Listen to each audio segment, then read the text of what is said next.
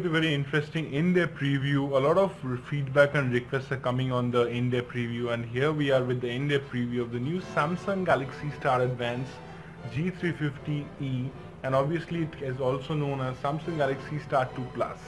So this is a device which we have in our hands. It's a very unique device with a very good screen size. There is a 4.3-inch screen size. The 4.4 KitKat comes pre-installed. So this is how the overall UI of the device looks like. It's pretty much like in a very low price range you get an Android KitKat. So it's a very interesting feature.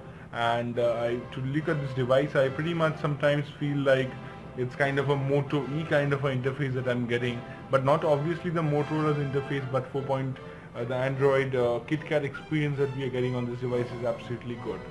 So we are connected with the Wi-Fi on this device with my hotspot sharing from my iPad.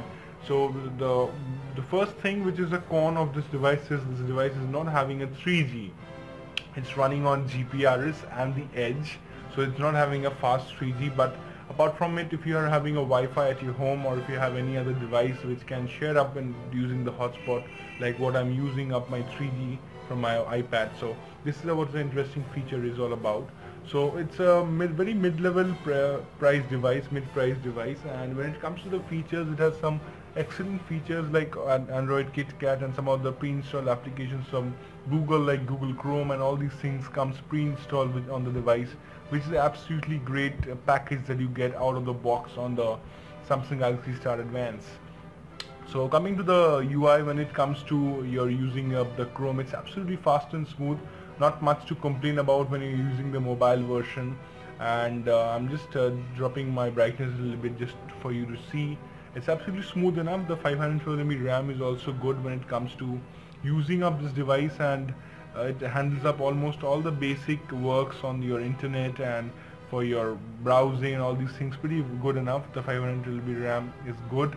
Not much to compare about, not much to complain also with the 512MB RAM. Looking at the price range what Samsung is giving is also quite compatible with some other mid-level brands or mid-level devices which comes in comparison with this. But overall, when it looks on the device, it's a very good device with a very interesting price features, and the price range also is a pretty good thing when it comes to using the Samsung Galaxy Star Advance.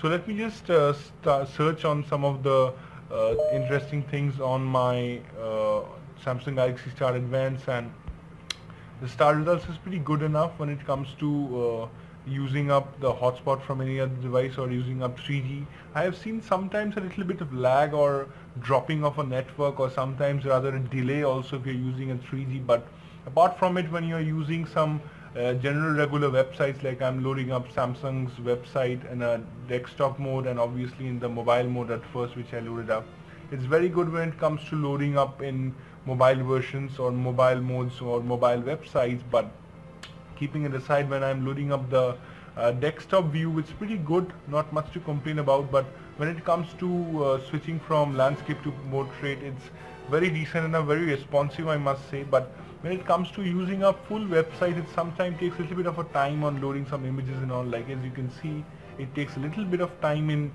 zooming out, or tap to zoom and pinch to zoom features is also pretty good, and sometimes take a little bit of a lag. But looking at the price range what this device is offering is absolutely fantastic. Not much to complain at all with what this device is coming up in built in the price range that you're getting from the Samsung Galaxy Star Advance. So this is what the interesting feature of the internet is all about. So I've been getting a lot of responses or requests of people asking me just to show up the internet. So now the interesting feature is watching a video. So this device plays up HD videos pretty good enough. Like I've just downloaded a video from one of my other devices, and it's just playing up devices pretty fast, pretty smooth. You get a crisp 4.3-inch screen which displays a very good video playback also, but not an HD one, but still you get a decent enough screen resolution on this Star Advance or the Star 2 Plus. So not much to complain about when it comes to screen size. It's overall a very good experience watching videos, and it also has a very good viewing angle as well. If you are just tilting a device, or if two of your friends or one of your friends is watching a video on this device. So we have covered up the internet, we have covered up the video part. Now let's jump to the Antutu benchmark, which is a very interesting feature which shows up almost what the features of the device is all about and all. So just a quick specs. This device comes with 4 GB of internal memory, out of which about 2 GB is available. 512 RAM is on the device, and 1.2 GHz processor is what we get.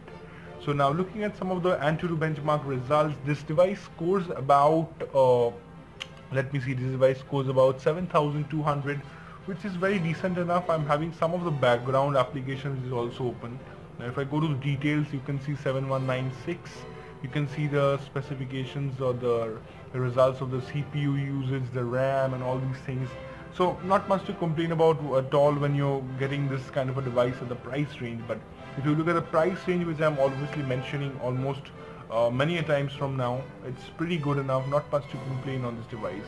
So Antutu benchmark was running with some of the applications which was running at the back, like galleries on all was open at the back or the background, but still you get some very interesting scores.